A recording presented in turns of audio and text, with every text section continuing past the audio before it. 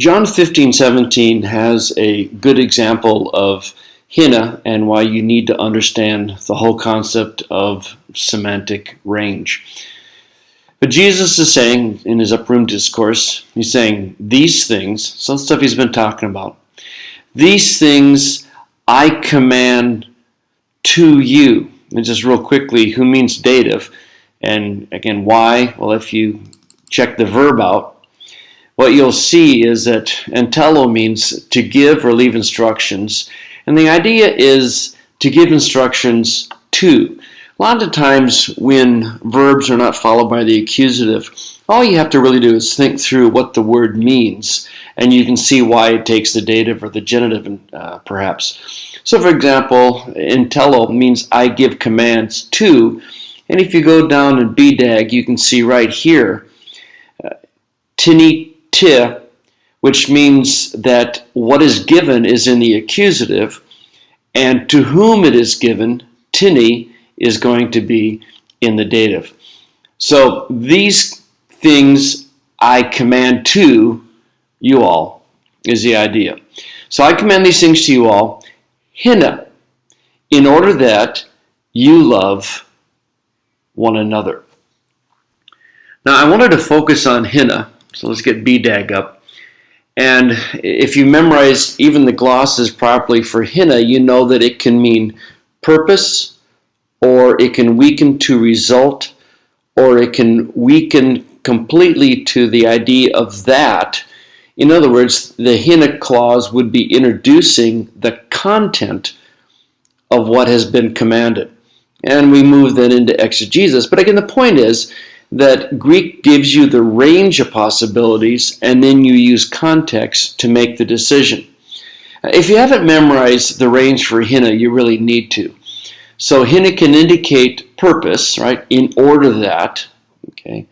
It can also, get down to B, or 2, it can mean that. In other words, it's just introducing the content, in this case, of what's commanded. And there's also a third basic use of hinna that can indicate result. So is Jesus giving the command for the purpose of something? Is Jesus giving a command so there'll be a certain result? Or does John 15:17 indicate, in other words, what's the meaning of hinna? Does this indicate the content of what is commanded? Is the command in order that they love, or is the command that they love? Well, that, of course, is the question of the passage. And as always, I just love going through different translations to see what the possibilities are. Check out the ESV, it's so that, so there's your purpose. If you pop down to the NASB, you get a little more generic that. And again, that's pretty ambiguous, isn't it? And that allows the following clause to be both the purpose or the content. The NASB, as is so often the case, is following the King James, so we have a that there. But when you get into most of the other translation, Holman Christian, they do something like a colon. This is what I command you, colon, love one another. In other words, they're making it clear that they understand the hinna to mean content. And so if you go to the NIV, you'll see a colon.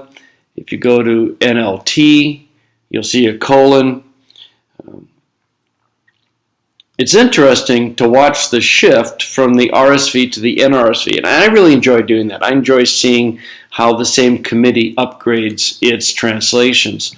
In the RSV, it's, this I command you to love one another. That's doing the same thing as a colon, isn't it? But the NRSV changed their interpretation and went to purpose or result, so that you may love one another. Which one is it? Well, that's your decision, of course. I think most people are willing to look back up at verse 12 and say, this is my commandment.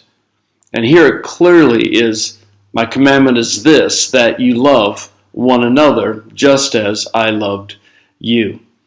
So I think it probably, I would go with using verse 12 to interpret verse 17 and the hinna is indicating the content of the command.